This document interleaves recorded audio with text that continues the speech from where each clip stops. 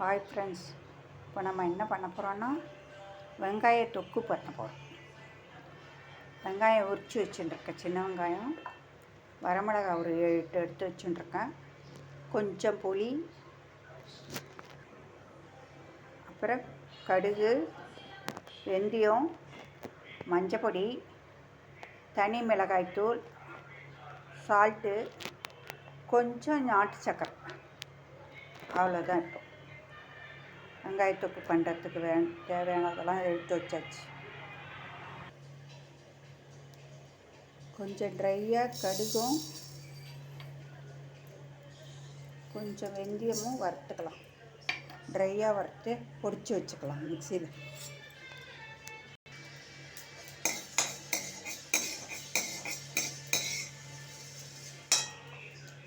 இப்போ நல்லா வச்சுட்டு எடுத்து வச்சுக்கலாம். இப்போ கொஞ்சம் கடாயில் எண்ணெய் விட்டுக்கலாம். எண்ணெய் விட்டுட்டேன். நான் சின்ன வெங்காயத்தை போட்டு வதக்கிக்கலாம். வரமிளகா, புளி எல்லாத்தையும் போட்டு வதக்கலாம்.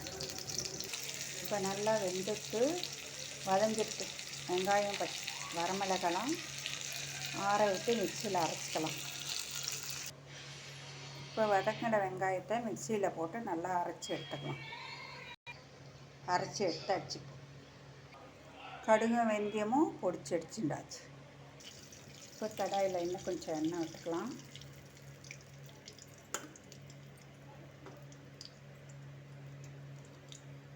கடுகு 2 போட்டுக்கலாம்.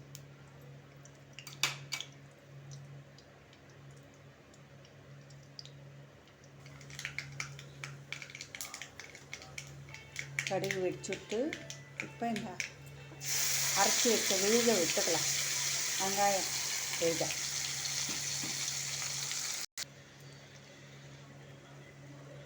இப்போ கொஞ்சம் சால்ட்டு போட்டுக்கலாம். மஞ்சப்பொடி கொஞ்சம் போட்டுக்கலாம். தனி மிளகாய் பொடி கொஞ்சம் போட்டுக்கலாம்.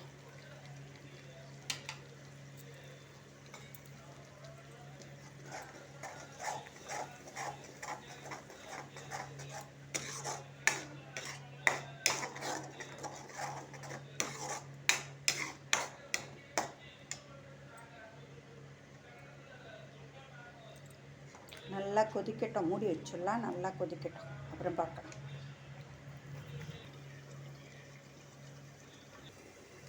இப்போ ஓரளவு வெங்காயத்தொக்கு ரெடி ஆகிடுத்து. நம்ம பொடிச்சு வச்சுருக்க கடுகும் வெந்தயத்தையும் போட்டுக்கலாம். நாட்டு சர்க்கரையும் கொஞ்சம் போட்டுக்கலாம்.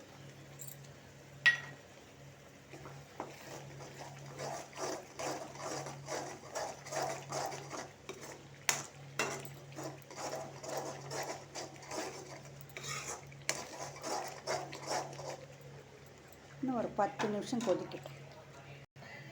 இப்போ நம்மளோட வெங்காயத்தொக்கு ரெடி ஆகிடுது. எண்ணெயெல்லாம் பிரிஞ்சு வந்துடுது.